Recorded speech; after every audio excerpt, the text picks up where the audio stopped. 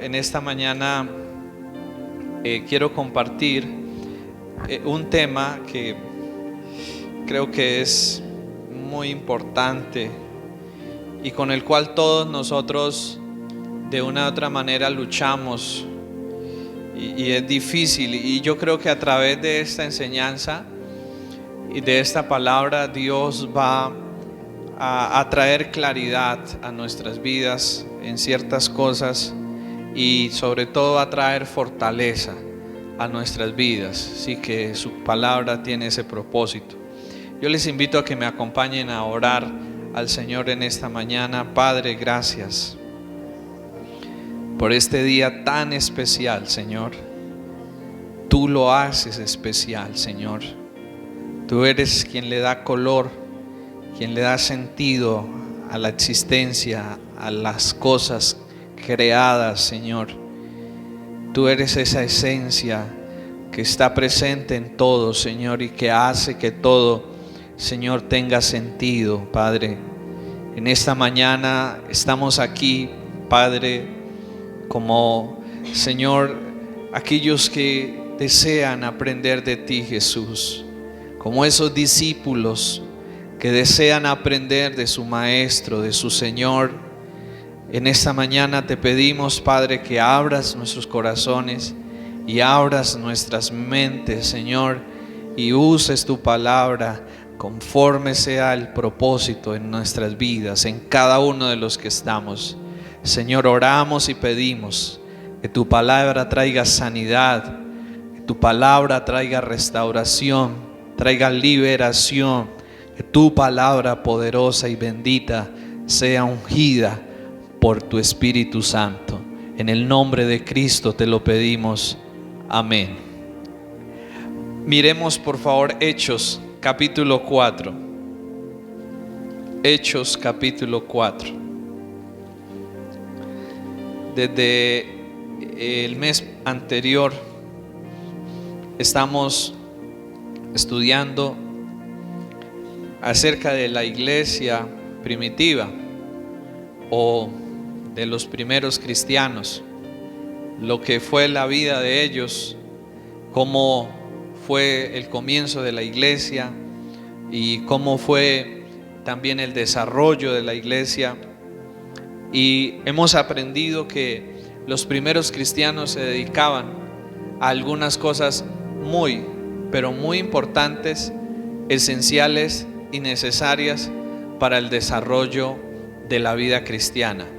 La primera de ellas era que ellos sacaban tiempo para aprender las enseñanzas de los apóstoles, ¿cierto? Dice que ellos perseveraban en la doctrina de los apóstoles, dedicaban tiempo. ¿Para qué? Para aprender lo que Dios les enseñaba a través de los apóstoles.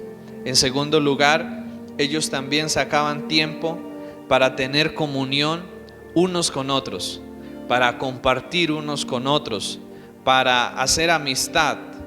Pero no solo era amistad, sino esa amistad era en torno y era con un propósito, ¿sí? Porque y hay muchas amistades, pero hay amistades que no tienen propósitos de glorificar a Dios, ¿cierto? Hay amistades que tienen propósitos de otras cosas, pero no de glorificar a Dios. Y esta comunión que desarrollaban ellos y esta amistad que cultivaban ellos era una amistad que los ayudaba y los fortalecía en el caminar con Dios y en el llamado que Dios les había hecho.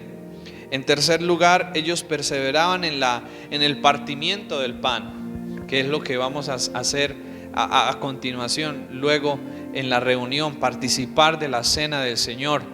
Esto también es algo que nos recuerda precisamente cuál es el origen y cuál es la esencia de nuestras vidas, de nuestra salvación. Y también hemos visto que ellos perseveraban ¿en qué? En las oraciones. Eran personas, yo creo que como alguien decía, que la señal de cuando un ser humano está vivo es que respira. Si respira, está vivo. Y algo similar es al cristiano. ¿Cómo saber si tú eres cristiano? El cristiano por naturaleza ora, porque el Espíritu nos mueve y nos inquieta a orar. Pero ¿saben ustedes cuál es el propósito más importante de la oración? ¿Por qué los cristianos debemos orar? Porque es la única manera que tenemos para comunicarnos con nuestro Padre. El Señor Jesús, cuando estaba aquí en la tierra, oraba porque había sido separado del Padre, y era la oración la manera a través de la cual Él se podía comunicar con el Padre que estaba allí en el cielo mientras Él estaba aquí en la tierra. Cuando el Señor Jesús se va, los discípulos oran. ¿Y por qué oran tanto ahora los discípulos? Porque era la única manera en que se podían comunicar con su Señor, que había partido a la diestra del Padre. Y ahora, ¿por qué nosotros debemos orar? Porque es la única manera en que podemos comunicarnos y podemos estar en la presencia de nuestro Señor.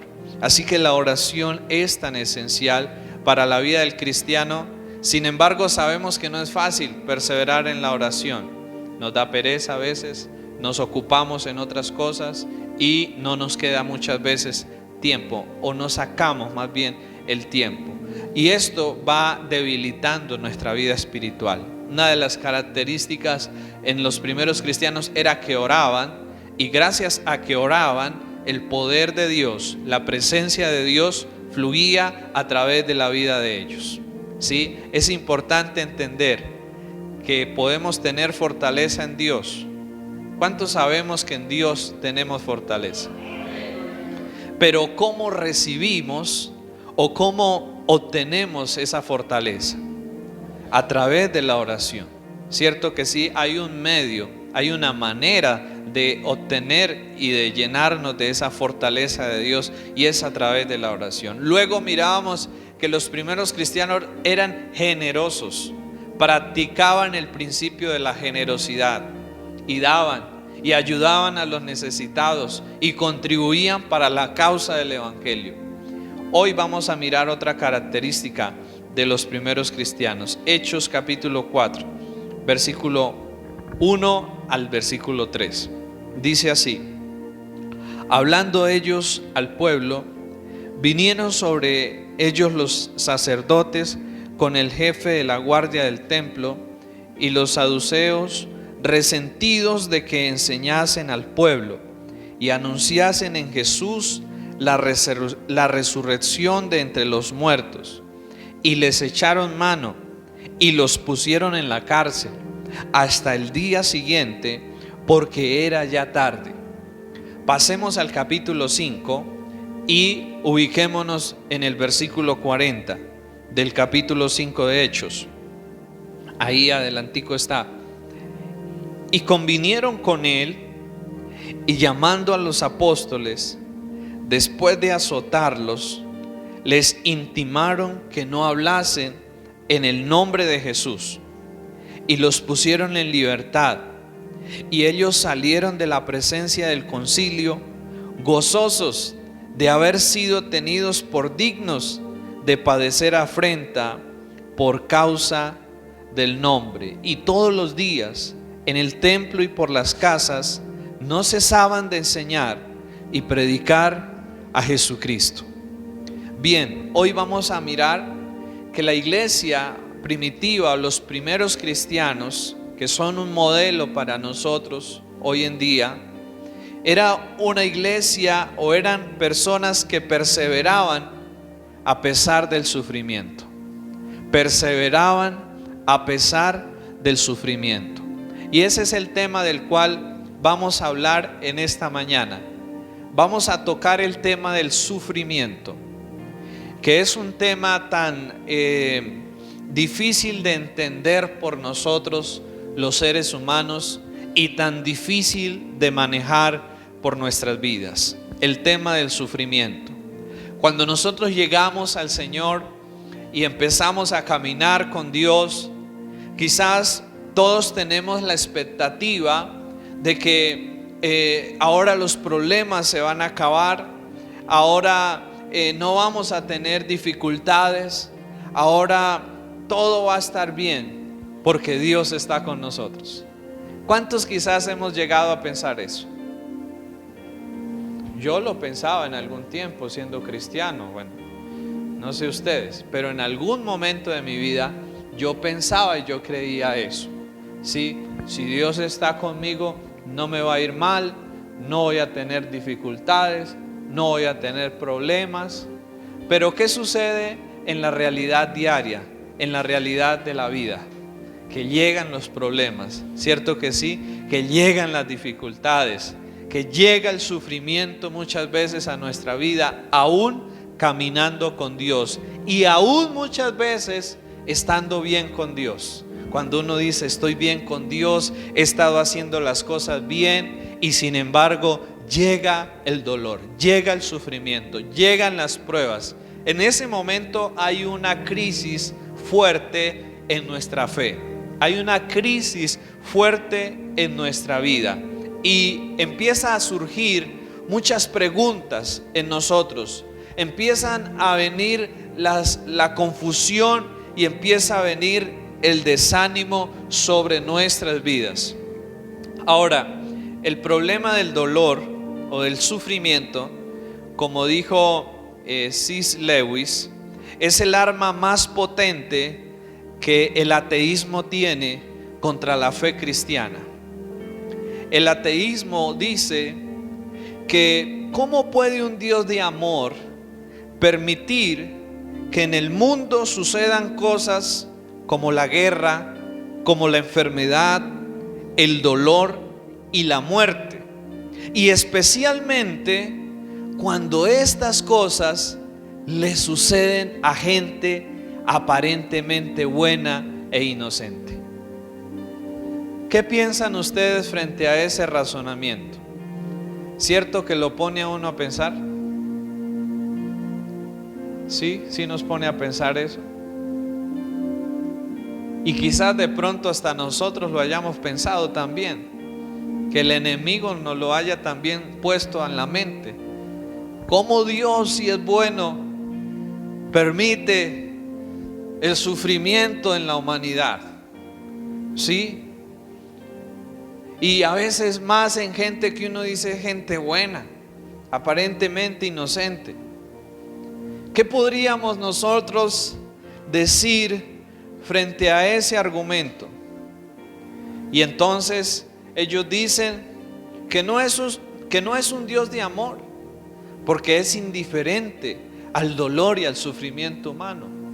O que también no es un Dios todopoderoso, porque no puede hacer nada frente a las situaciones que vive la humanidad y que vive nuestro mundo.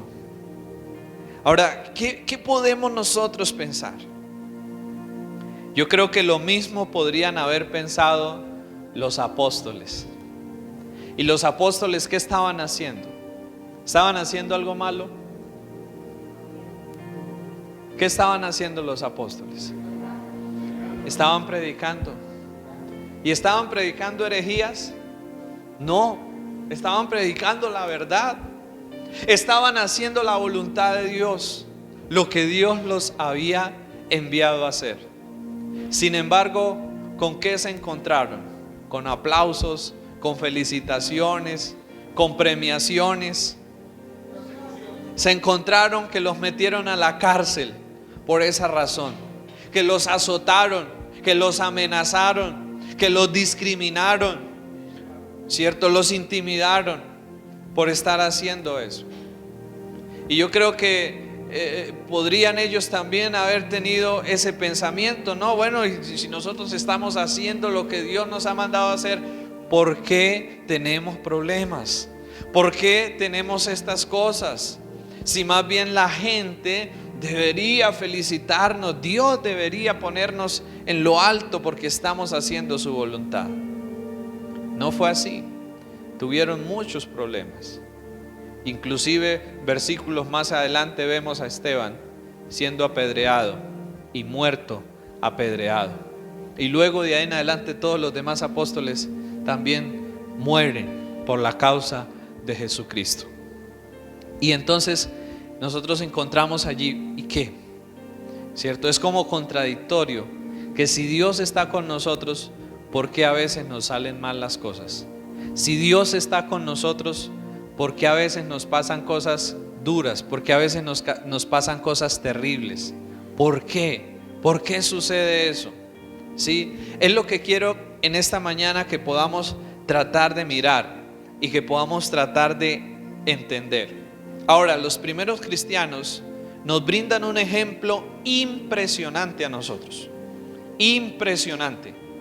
Estos primeros cristianos, dice Hechos, que después de que los ponen en libertad, salieron gozosos. O sea, no salieron quejándose con Dios o renegando: Dios, ¿por qué nos está sucediendo esto? ¿Por qué nos está pasando esto? ¿Cómo salieron de allí? Lo acabamos de leer. Gozosos de haber sido tenidos por dignos de sufrir persecución por la causa de Cristo. ¿Y saben por qué razón? Porque ellos habían escuchado a su Señor en el Sermón del Monte decir: bienaventurados sois cuando por mi causa os persigan, os vituperen y digan toda clase de mal contra vosotros. El Señor les había dicho desde antes que iban a pasar por eso, ¿cierto? Y les había dicho: bienaventurados ustedes serán, o sea, gócense. Y ellos recordaban seguramente en ese momento las palabras del Señor Jesús en el Sermón del Monte, y por eso dijeron: no tenemos que achicopalarnos por esto, no tenemos por qué enojarnos con Dios por esto, porque ya Jesús nos había dicho que íbamos a pasar por esto, pero que esto era parte de lo que implicaba seguirlo a Él, tomar la cruz. ¿Y qué era tomar la cruz? Quien llevaba una cruz era porque ya había sido sentenciado a muerte en ella. Así que cuando el Señor habla de la cruz, está hablando de muerte. Ahora, no hablamos que todos vamos a morir como mártires, ¿cierto? Pero no sabemos si nos toque o no. Eso es algo que solo lo sabe Dios. Pero quizás no es tan común hoy en día. Pero cuando el Señor habla de muerte allí, está hablando principalmente de la muerte al yo, de la muerte como Pablo lo describe en Gálatas 2:20. Ya no vivo yo, ahora vive Cristo en mí. Con Cristo estoy juntamente crucificado, ¿cierto? Pablo estaba mostrando allí que esa muerte, más que todo a la que Dios se refiere, es a la muerte del yo. ¿Y qué significa la muerte del yo? Significa morir a la manera de nosotros querer y hacer las cosas para aprender a hacerlas a la manera de Dios y como Dios quiere. ¿Y ustedes creen que eso es difícil? Claro que sí, eso es súper duro. Y sufrimos en eso. ¿Cuántos hemos sufrido queriendo hacer la voluntad de Dios? ¿Cierto que sí? No es fácil, porque a veces queremos hacer esto, pero sabemos que debemos hacer lo otro y nos encontramos en una batalla interior, en una batalla dentro de cada uno de nosotros, y eso causa sufrimiento, ¿sí? Eso trae sufrimiento a nuestras vidas. Pero vamos a mirar en esta mañana, vamos a retomar un poco ese razonamiento de que ¿por qué un Dios de amor permite en el mundo las guerras, el sufrimiento, el dolor, la enfermedad, la tragedia? ¿Por qué razón Dios permite eso? Creo que debemos estar preparados como cristianos para refutar este argumento, pero sobre todo para sobrevivir a ese razonamiento que muchas veces nos puede llegar en momentos de prueba, o que alguien que no es cristiano nos lo puede decir. ¿Y nosotros qué vamos a decir? ¿Cómo vamos a responder? ¿Cómo vamos a defender nuestra fe? ¿Sí? Así que primer punto, vamos a considerar algo. Dios es soberano. ¿Qué quiere decir eso? Que Dios reina y Dios gobierna sobre todas las cosas. Lo cual quiere decir que nada sucede sin que Dios lo permita, sin que Dios lo autorice. Pero esto no quiere decir que sea hecho directamente por Dios. Por ejemplo, Cuando Satanás fue ante Dios para pedirle que le permitiera tocar a Job, no lo pudo tocar hasta que Dios no lo autorizó. Pero ¿quién fue el que tocó a Job? No fue Dios. ¿Fue quién? Fue Satanás el que puso su mano para dañar y para destruir la vida de Job. Pero sin embargo, Dios lo permitió, ¿sí? Y Dios lo permitió. Así que debemos entender esto: Dios es soberano y todo lo que pasa en nuestra vida es porque Dios lo ha permitido y es porque Dios tiene un propósito con eso. Dios no permite que nos suceda nada que no necesitemos en nuestra vida. Todo lo que Él permite es porque es necesario para nuestras vidas y porque con eso Dios tiene un propósito para nosotros.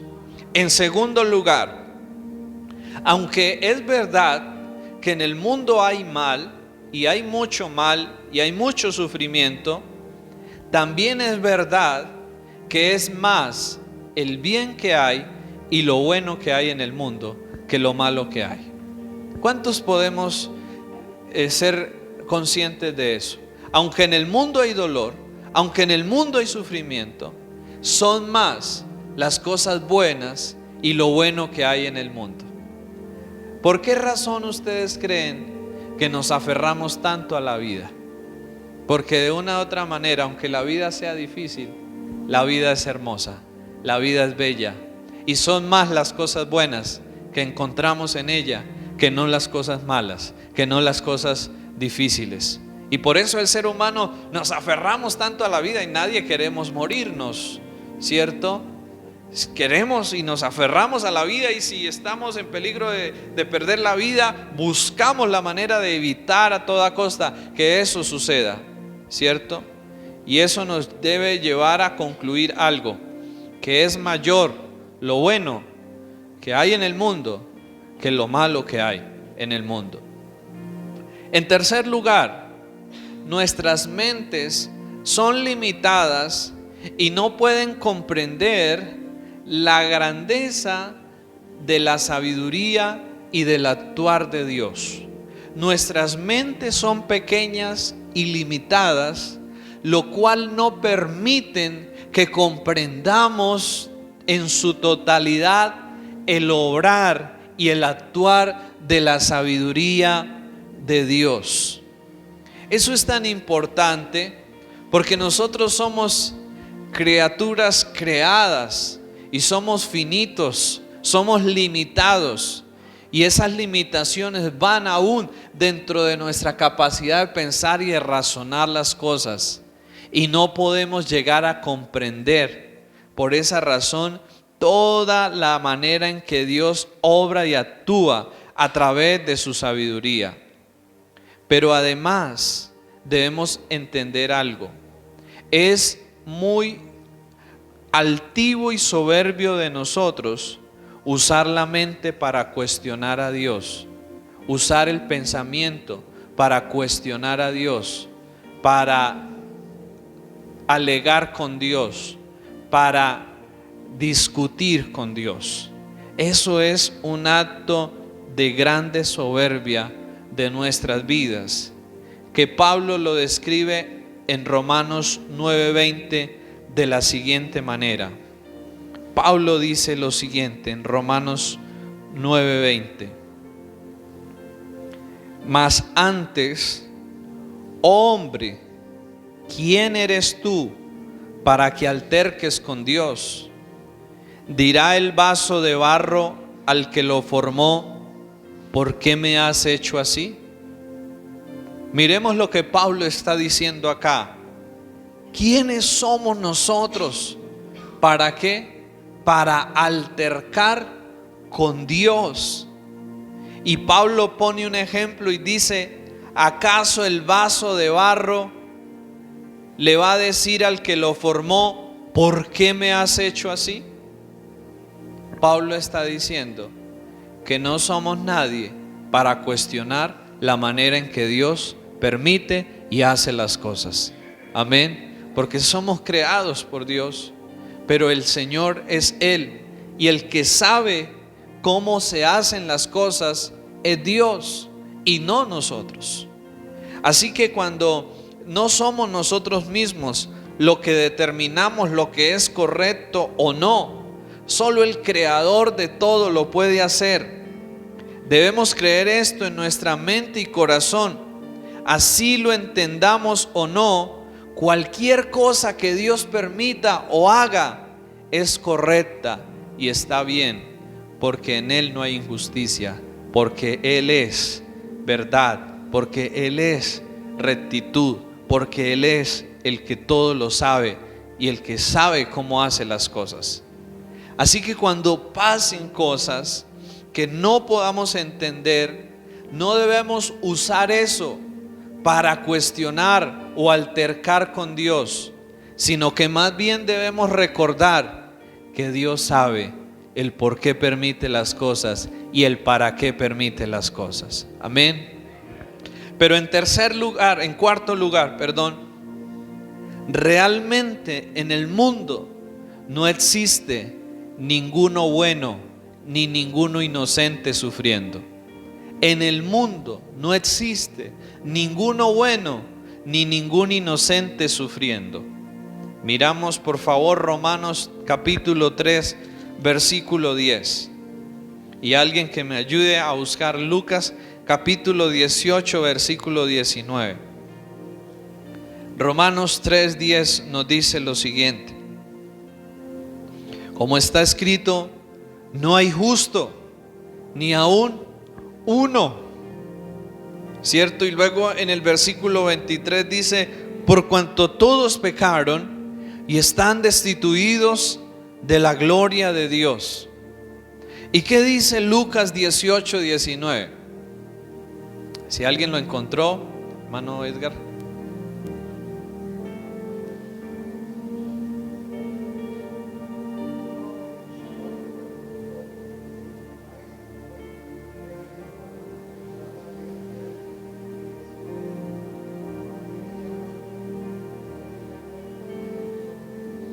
¿Qué dice el Señor Jesús en la respuesta a este hombre? Ninguno es bueno, sino solamente Dios. Y uno diría que eso sonó un poco duro, y a la generación sensible en la cual estamos, si escucharan esto dirían: ay, Dios mío, ¿cómo va a decir eso? Cierto, pero es la verdad. Ninguno bueno hay, sino solo Dios. ¿Qué quiere decir esto? Que cuando hablamos y decimos que hay gente buena sufriendo, que hay gente inocente sufriendo, no existe tal cosa, porque todos nosotros, como dice Romanos 3:23, hemos pecado, y por causa del pecado merecemos justo juicio, justo castigo, justo sufrimiento y justo dolor a causa del pecado. El sufrimiento es una expresión o es una consecuencia del pecado propio del ser humano y del pecado de otros. Nosotros sufrimos muchas veces las consecuencias de nuestro propio pecado, pero también a veces sufrimos y experimentamos las consecuencias del pecado de otros, que también nos vemos afectados por ese tipo de cosas. ¿Cierto que sí? Hemos sufrido a veces por los errores y por el pecado de otros, pero también a veces por nuestros propios errores. Así que no existe eso de que hay gente buena o gente inocente sufriendo. Todos, absolutamente todos, como Pablo quiere hacer entender en Romanos, hemos pecado.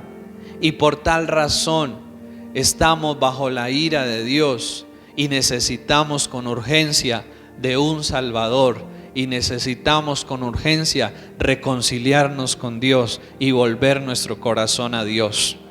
Eso es lo que Pablo está tratando de hacer en Romanos en sus primeros capítulos. Y así que cuando hablamos de que hay gente inocente sufriendo, debemos entender que estamos en un mundo que vive cada día bajo los efectos y bajo las consecuencias del pecado. Estamos en un mundo caído. Y por eso hay dolor, por eso hay sufrimiento, por eso hay desgracia, por eso hay tanta cosa terrible. ¿Por qué? Porque eso es una evidencia de la consecuencia del pecado de la humanidad. Y lo único que Dios desde el comienzo de la historia humana ha tratado de hacer es librar al ser humano de ese pecado, de ese dolor y de ese sufrimiento. ¿Cierto que sí? En alguna oportunidad cuestionaban y decían, bueno, ¿por qué si Dios es tan bueno? ¿Por qué no pasó por alto el pecado de Adán y Eva? ¿Sí? ¿Por qué? ¿Por qué creen ustedes? Porque Dios es justo y pasar por alto la injusticia lo convertiría ¿en qué? En injusto, en alguien injusto. Si Él no castiga lo malo, Él se convertiría en alguien partícipe, alcahuete y promotor de lo malo también, ¿cierto? Ahora lo que no vemos es que Dios les había dicho que iban a morir. Sin embargo, ¿qué hizo Dios? En lugar de que ellos murieran, sacrificó un animal en su lugar, y de allí en adelante les elaboró un plan de salvación para ayudar al ser humano. Siempre queremos nosotros como seres humanos echarle la culpa a otros de lo que en realidad es nuestra responsabilidad. Y debemos mirar algo: cuando se habla de alguien inocente sufriendo, del único que podríamos hablar que realmente fue inocente, que realmente fue justo y que realmente ha sufrido más que cualquier ser humano, nos tendríamos que referir a Jesús, el Hijo de Dios. Él es el único justo y el único inocente que realmente ha sufrido, y ha sufrido más que cualquiera de nosotros por el tipo de muerte que tuvo que experimentar. Él sí. ¿Y saben por qué sufrió Él? ¿Saben por qué padeció Él todo lo que padeció? Por nosotros. Por nosotros. En lugar nuestro. Porque eso lo merecíamos nosotros. Pero Él quiso tomar nuestro lugar para ir a la cruz y recibir sobre sí el castigo que en verdad nosotros merecíamos recibir. Y eso es grande. Amén. Eso es grande. Eso es sublime y digno de alabar y de honrar a nuestro Señor por eso. Así que cuando nos dicen alguien inocente que está sufriendo y que está padeciendo, inmediatamente ¿en quién tenemos que pensar? En Jesús. No hay otro justo, no hay otro bueno, no hay otro inocente que haya sufrido y haya padecido, sino solamente Jesús, el Hijo de Dios. Y lo hizo por cada uno de nosotros, en el lugar de cada uno de nosotros. ¿Y saben algo? Gracias a Dios que Dios no nos da lo que merecemos.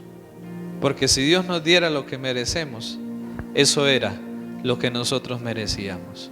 Gracias a Dios que Él, en lugar de darnos lo que merecemos, tiene misericordia, tiene piedad de nosotros y nos extiende su bondad y nos extiende su generosidad. Así que si muchas veces se nos hace duro lo que podamos vivir o podamos estar pasando, recordemos que podríamos estar mucho peor si Dios no nos hubiera salvado y si Dios no nos hubiera rescatado. Amén.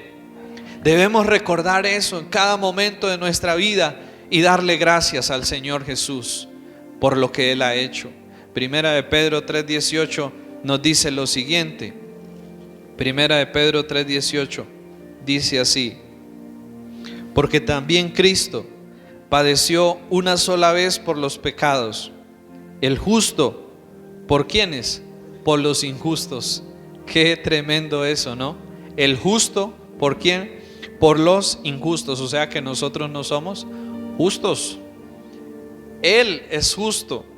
Y gracias a que Él es justo, cuando ponemos nuestra fe y nuestra confianza en Él, nos convertimos en justos, pero no es una justicia propia de nosotros, es la justicia de Él a favor de nosotros. el justo por los injustos, para llevarnos a Dios, siendo a la verdad muerto en la carne, pero vivificado en espíritu. En cuarto lugar, otra razón, otro argumento para poder dar respuesta a este argumento tan fuerte, ¿sí?, de por qué un Dios bueno permite cosas. Ya hemos visto un mundo que está bajo las consecuencias del pecado. Luego, no hay eso de que exista tal persona buena o inocente sufriendo. Si vamos a hablar de eso, tendríamos que hablar solamente de Jesús, el Hijo de Dios. Y en quinto lugar, en su gran amor y sabiduría, Dios usa el sufrimiento para el bien de su pueblo, para el bien de sus hijos, para el bien de sus escogidos. Sí, Dios usa el sufrimiento en su amor y sabiduría para el bien de sus hijos y de los creyentes. La iglesia de Hechos, ellos se habían acomodado en Jerusalén. Y el Señor, ¿qué les había dicho? El Señor les había dicho: me serán testigos en Jerusalén, en Judea, en Samaria y hasta lo último de la tierra. Pero ellos estaban contentos ahí en Jerusalén solamente, ¿cierto? Todo estaba súper bien en Jerusalén. Pero ¿qué pasa? Dios empieza a permitir que los persigan. Dios empieza a permitir la tribulación sobre ellos. ¿Para qué? Para hacer que ellos salieran de Jerusalén y el evangelio se extendiera a Judea, se extendiera a Samaria y luego llegara hasta lo último de la tierra. Ese sufrimiento que Dios permitió en ellos era ¿para qué? Para bien, para que los propósitos de Dios se pudieran cumplir en ellos y a través de ellos. Y así mismo debemos entender nosotros como cristianos que cuando Dios permite el sufrimiento en nuestras vidas es porque a través del sufrimiento nos está enseñando, en primer lugar, una mayor dependencia de Él, una mayor confianza en Él. Y a través del sufrimiento podemos aprender a conocernos también mejor a nosotros y a ser más humildes y a ser más dependientes de Dios, ¿cierto? ¿Cuántos de nosotros somos conscientes de que una es nuestra actitud a veces cuando todo está bien, pero cómo a veces cambia nuestra actitud cuando todo está mal, cuando alguien está postrado en una cama y no puede más? ¿Cierto? Cambia nuestra actitud. Así que, en primer lugar, Dios tiene propósito con el sufrimiento de hacernos bien, enseñándonos por medio de este a depender más de Él, a confiar más en Él.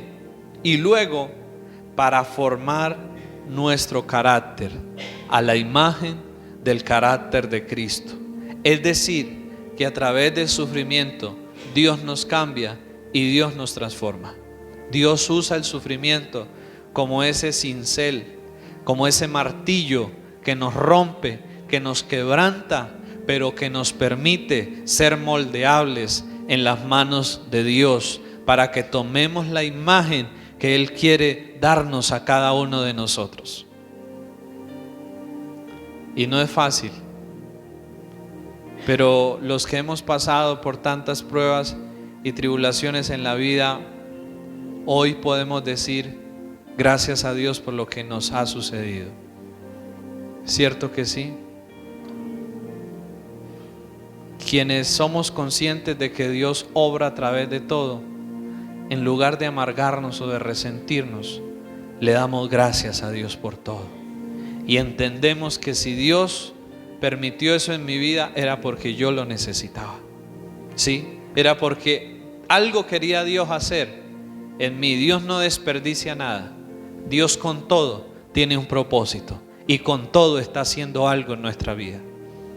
Así que Dios usa el sufrimiento en su amor para hacernos bien a nosotros. Sí, una historia bíblica muy conocida es la historia de José.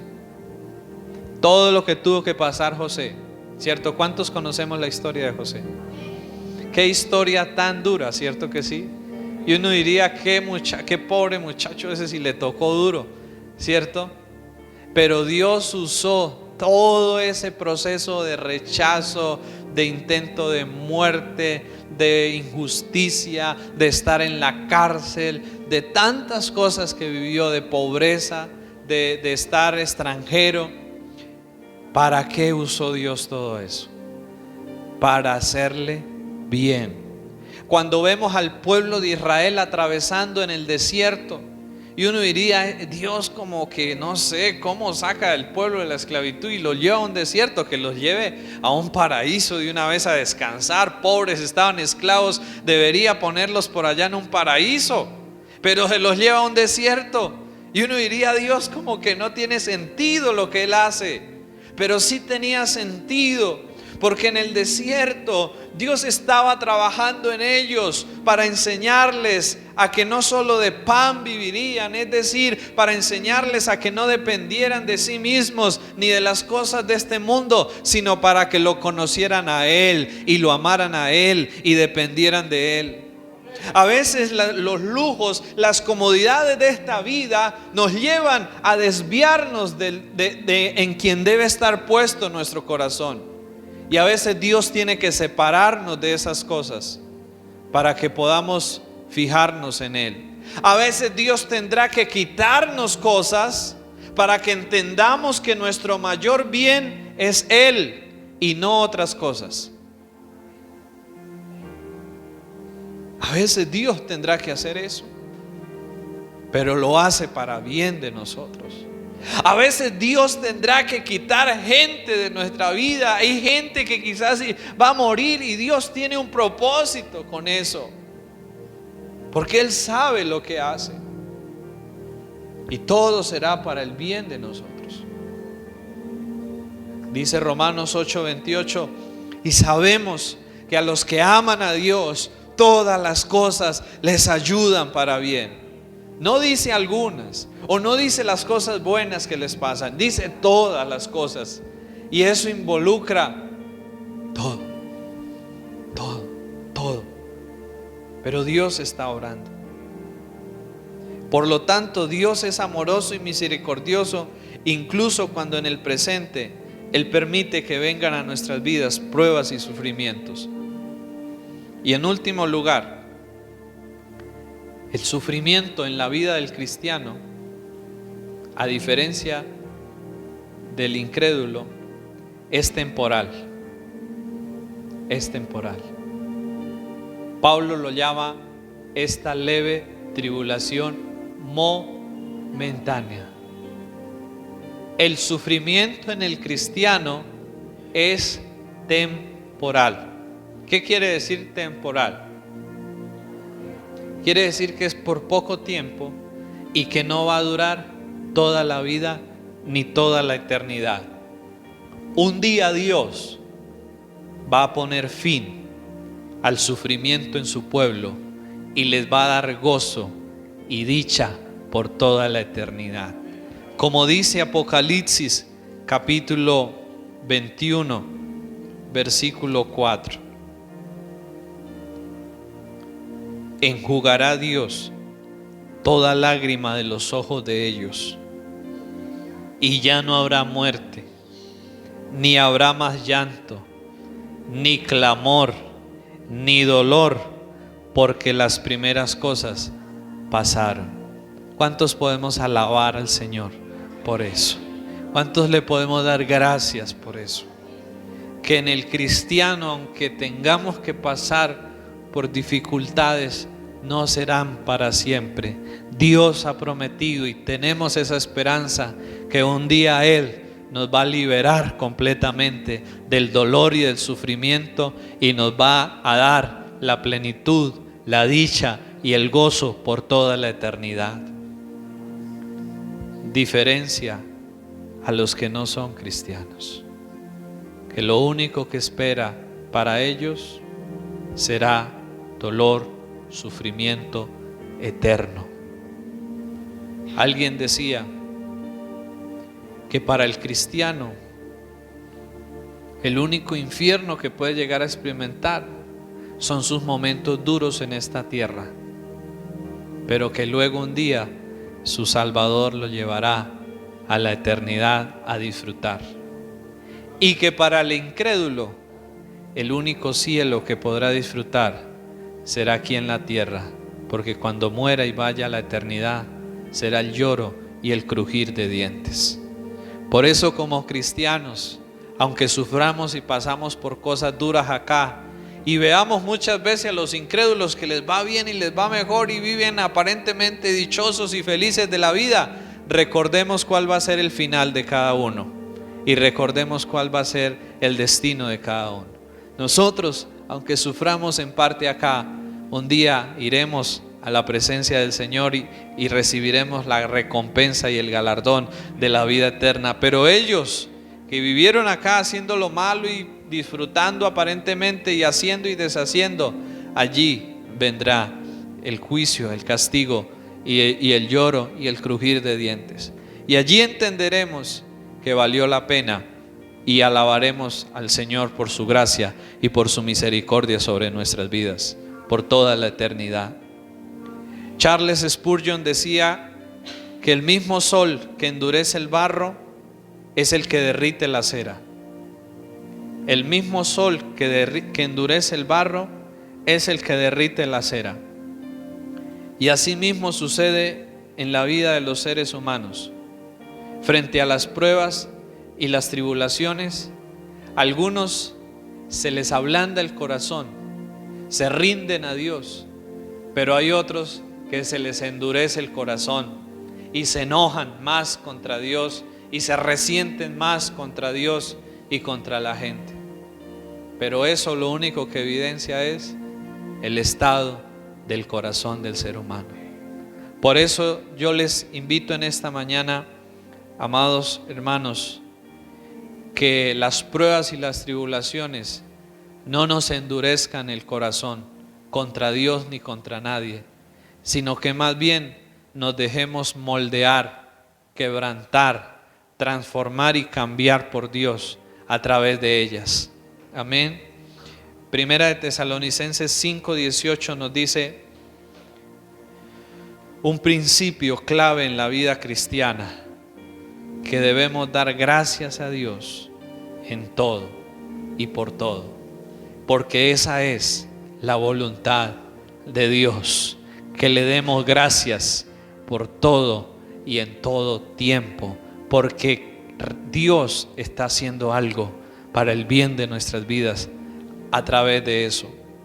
Dios no pretende que disfrutemos del dolor o que pretendamos que lo malo, que el mal está bien, pues aún nuestro dolor no se escapa de la voluntad de Dios. Y si estamos en Cristo, podemos saber que el sufrimiento es un regalo de Dios con el propósito de ayudarnos a cambiar y a ser más como Él quiere que seamos. Dios permite que las cosas sucedan por una razón, ya sea que las entendamos o no. Debemos recordar que Dios es justo, amoroso, bueno y misericordioso.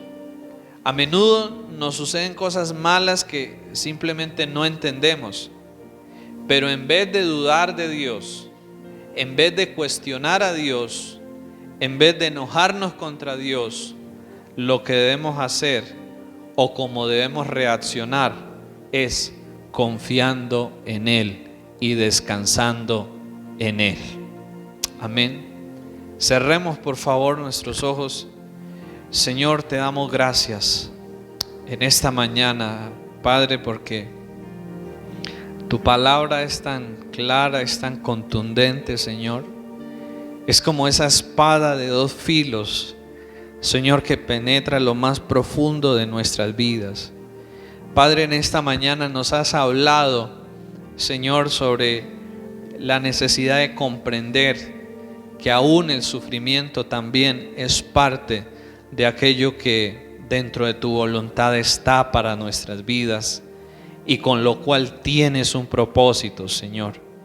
Ayúdanos, Padre, a entender que, Señor, en lugar de enojarnos contigo, de cuestionarte, lo que debemos hacer es confiar, recordando que tú sabes lo que haces, Señor, y que tienes un propósito para bien en cada una de nuestras vidas, con lo que permites que suceda a nuestro alrededor, Señor. Ayúdanos, Padre Santo, cada día, Señor, a confiar más en ti, a descansar más en ti, Señor. Ayúdanos a perseverar a pesar del sufrimiento, a pesar de las pruebas, a pesar de las adversidades. Que éstas no sean una razón para alejarnos de ti, sino que más bien sean una razón para acercarnos más a ti, para buscar más de ti, para alabarte y para adorarte a ti, Señor. Padre, gracias en esta mañana, porque tú nos bendices y ya nos has bendecido en Cristo Jesús con toda bendición, Señor, y también nos llena de esperanza el recordar que estas tribulaciones y sufrimientos en esta vida son pasajeros, son temporales, porque has prometido un día venir y libertarnos completamente, Señor, del dolor y del sufrimiento de esta vida y recompensarnos con el gozo, con la dicha y con la bendición eterna. Señor, gracias te damos en esta mañana, en el nombre de Cristo. Amén y amén. Vamos a estar recibiendo las ofrendas.